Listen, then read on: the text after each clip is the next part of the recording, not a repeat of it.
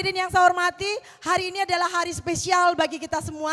Bukan kita akan meninggalkan tahun 2024, tapi pada sore hari ini ada dua narasumber kita yang spesial yang sudah nungguin ya Prof. Jadi Prof sudah siap-siap nih ya. Dan tentunya tidak narasumber aja yang spesial, Bapak Ibu juga yang hadir pada hari ini lebih spesial lagi. Tepuk tangan sekali lagi yang lebih keras lagi Bapak Ibu. Iya, Bapak Ibu, acara ini bukan hanya agenda tahunan, tetapi juga momentum penting bagi kita semua untuk mempererat hubungan, berbagi ide, dan bersama-sama mempersiapkan langkah strategis menghadapi tantangan masa depan pastinya. Tahun 2024 telah memberikan banyak pelajaran berharga dan kini saatnya kita melihat ke depan dengan optimisme, tetapi tetap berhati-hati dalam menghadapi perubahan yang terus terjadi. Bapak Ibu hadirin yang saya hormati, tema yang diusung hari ini sangat relevan, yaitu mencakup dua topik utama yang menjadi perhatian besar di dunia bisnis dan masyarakat. Yang pertama adalah pentingnya keamanan cyber bagi lembaga jasa keuangan, khususnya perbankan, yang nanti ya Bapak Dr. Roberto yang akan nanti berbagi, dan yang menarik lagi adalah komunikasi publik, kearifan lokal, dan Bali Bersatu Sejahtera oleh Prof. Effendi. Seperti itu ya. Bapak Ibu langsung saja sepertinya kita masing-masing untuk mempersilakan narasumber kita menyimak narasumber kita. Kita awali dulu dengan Pak Dr. Roberto. Nggih, Bapak silakan Bapak. Nggih. Bisa 15 menit silakan Bapak. Nggih. Mohon tepuk tangannya dulu untuk Bapak Dr. Roberto. Iya. Baik, terima kasih Bu Budi. Om Swastiastu. Selamat sore menjelang malam. Puji syukur pada Tuhan kita semua bisa berkumpul dalam keadaan yang sehat. Banyak sekali tamu-tamu yang saya muliakan, hormati dan banggakan. Pak Amitabha, terima kasih untuk kesempatannya yang baik. Hari ini saya datang sebagai pribadi Pak Amitabha, bukan sebagai Kepala OJK Jakarta. Jadi saya akan coba untuk berbagi cerita saja tentang apa yang saya coba untuk pahami dalam beberapa waktu belakangan ini. Baik, Bapak Ibu sekalian, apa yang saya akan share pada hari ini, pada dasarnya apa yang keseharian kita sudah gunakan, kita dengar, kita dapatkan kemanfaatan, tetapi kita juga selalu ada dalam kekhawatiran-kekhawatiran. Sebagaimana slide yang ada di depan, ini dua buku yang kebetulan saya sempatkan di sela-sela kesibukan yang saya tulis dalam 2 tahun terakhir. Buku yang sebelah kiri bercerita tentang begitu masifnya, saya yakin kita semua di sini punya rekening bank, dan kebanyakan atau seluruh dari kita sehari-hari mulai semakin sering menggunakan transaksi dengan fasilitas mobile banking, internet banking, dan lain-lain. Nah itu yang ada di buku yang sebelah kiri ya, yang warna biru. Jadi ketika saya menuliskan buku ini, saya membayangkan ketika itu penggunaan layanan perbankan akan semakin masif dan memang faktanya demikian. Nah setelah itu ada tanggung jawab akademis Bapak, bahwa ada risiko-risiko yang kemudian muncul dari penggunaan yang masif itu. Oleh karena itu kurang lebih 12 bulan yang lalu saya mencoba untuk mulai menuliskan buku yang di sebelah kanan, yang warnanya kuning, keamanan cyberbank. Lagi-lagi pandangan saya apa yang akan terjadi ketika itu, flashback setahun yang lalu.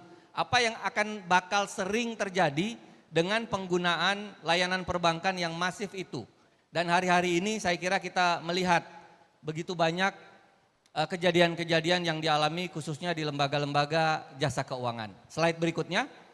Nah apa yang terjadi, ini saya gambarkan dengan sedikit slide di depan.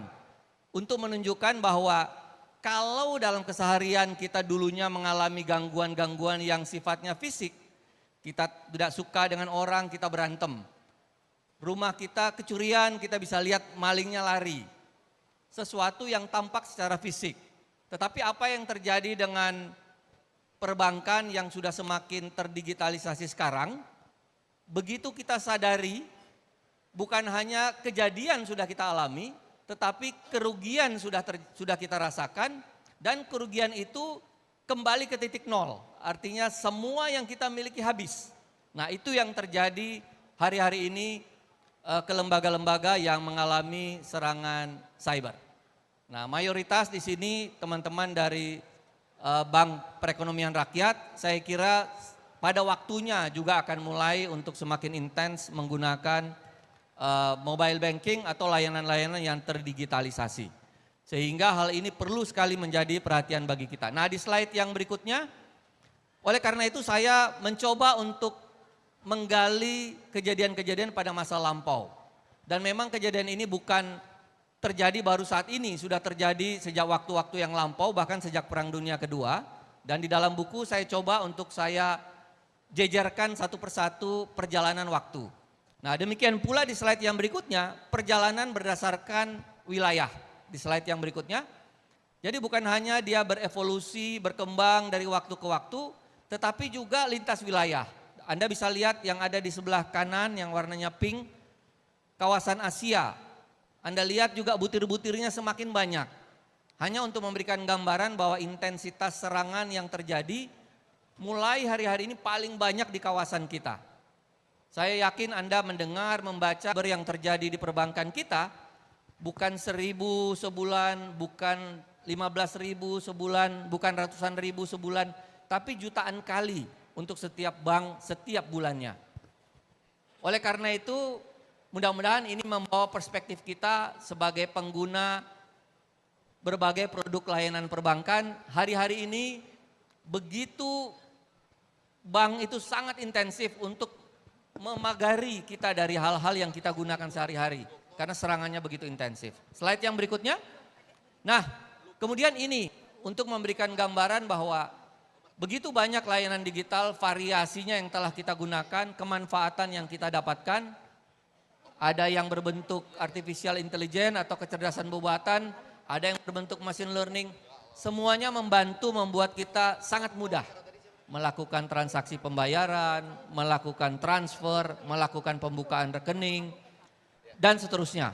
Tetapi sebagai konsekuensinya membuat kita juga semakin terpapar. Hari-hari ini bagi kita, saya dorong untuk tidak lagi mempersoalkan keamanan data pribadi. Oleh karena itu saya sering bertanya-tanya kepada teman-teman yang kalau saya menggunakan produk ini, data saya nanti dibagi enggak ya? Karena saya yakin bapak-bapak, ibu-ibu sekalian di sini ada yang sudah pernah membeli e-commerce, Tokopedia, Shopee, Lazada, ada yang sudah pernah membeli GoFood, ada yang sudah pernah menggunakan layanan Grab Bike, dan seterusnya dan seterusnya. Sekali Anda pernah menggunakan layanan itu, rasa-rasanya secara logika tidak pantas Anda mempersoalkan bahwa data saya aman tidak ya. Semuanya sudah kembali ke jempol tangan Anda saja. Untuk titik ekstrim saya mau katakan bahwa hari ini kalau Pak Amitabh kirim undangan nikah ke saya atau ibu ngirim, saya tidak akan pernah buka.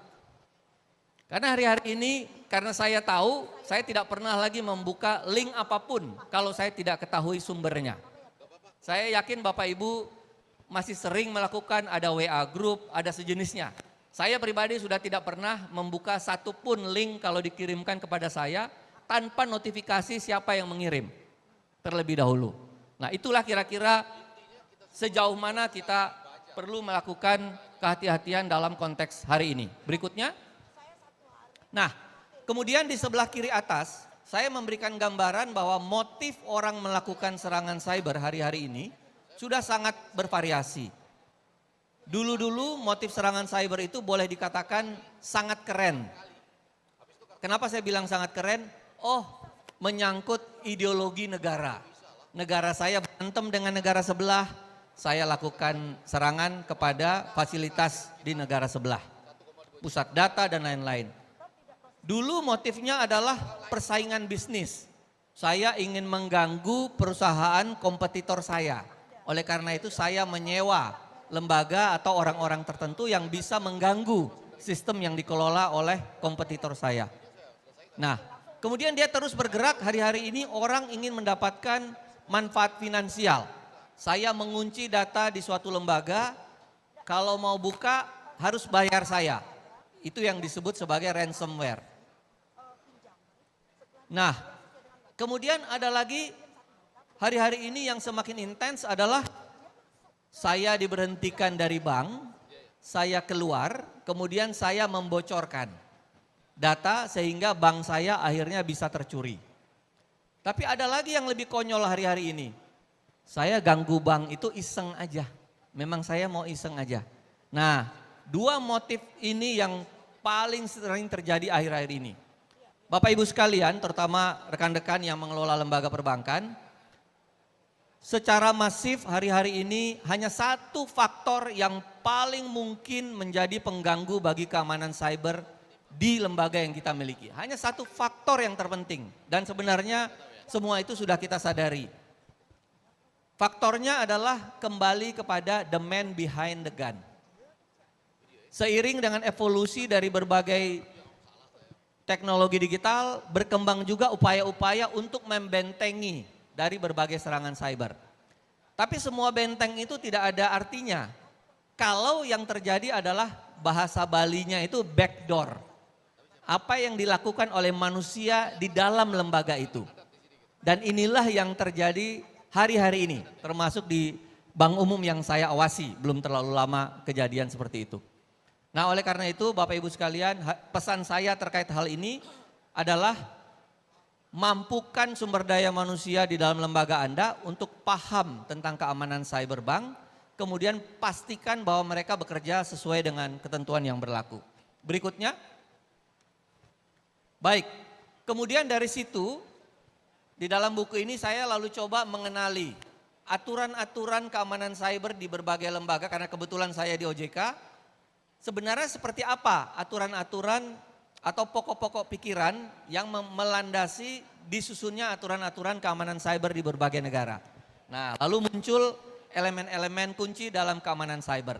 Setelah itu di slide berikutnya, saya coba untuk mendaftarkan aturan-aturan yang ada di berbagai negara.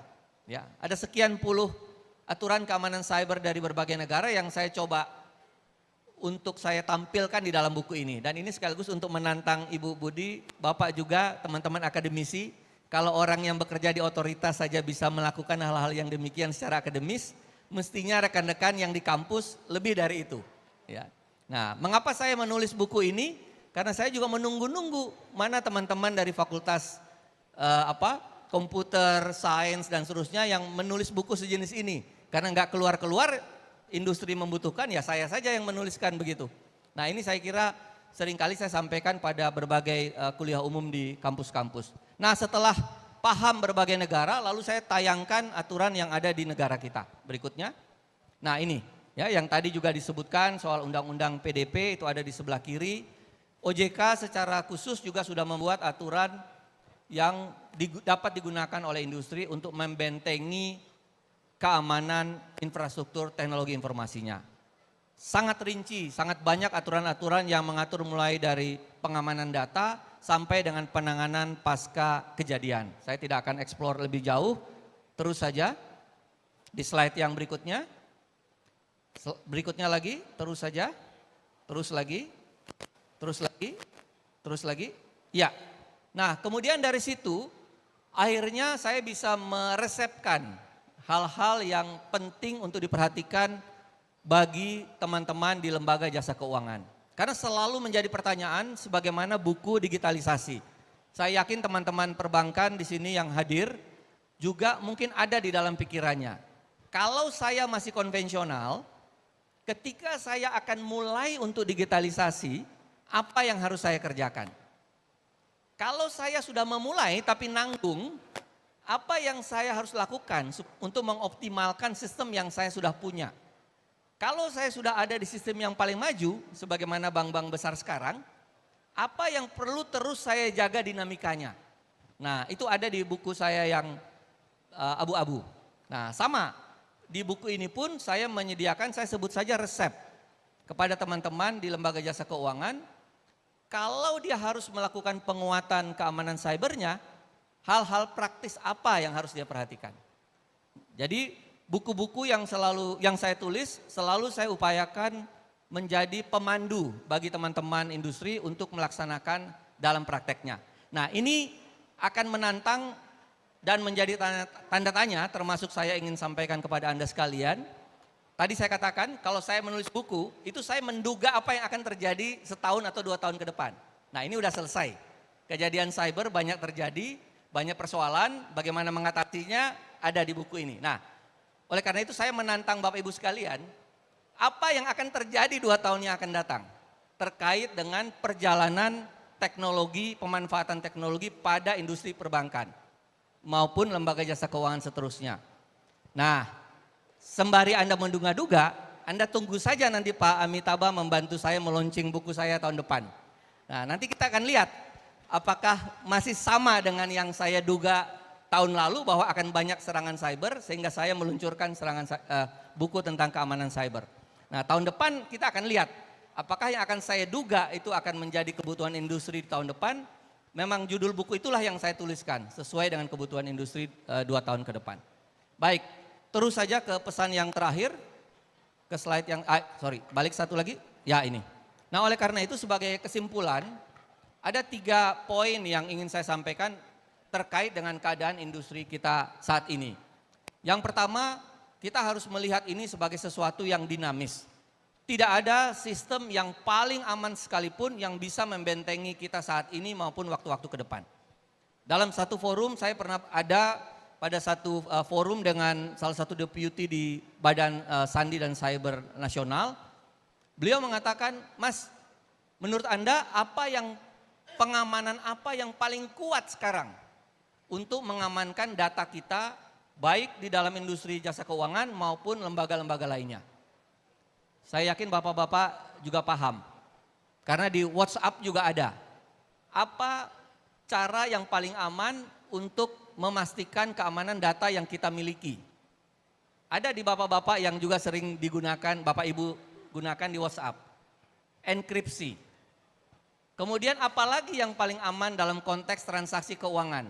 Bapak-Bapak di bank mungkin sudah mendengar atau cukup sering mendengar. Blockchain. Ya. Atau distributed ledger.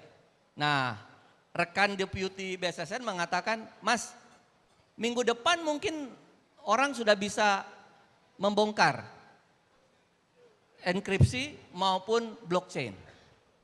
Minggu depan itu beliau sampaikan ke saya bulan Juli lalu. Berarti mestinya sekarang udah bisa. Gitu ya. Jadi tidak ada lagi yang paling aman kalau kita tidak dinamis untuk terus memperhatikan keamanan cyber kita. Nah, kemudian yang kedua, sekalipun bank-bank itu besar, aspek keamanan cyber ini biasanya seringkali diabaikan.